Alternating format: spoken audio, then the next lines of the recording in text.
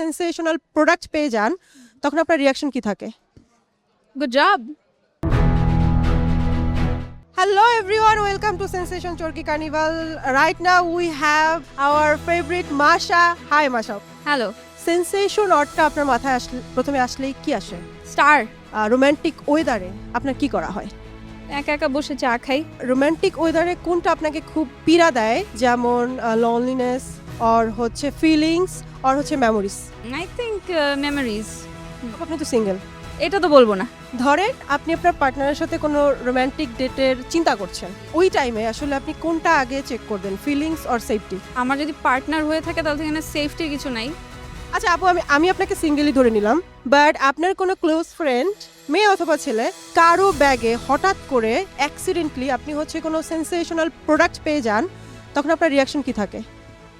Good job. Thank you so much.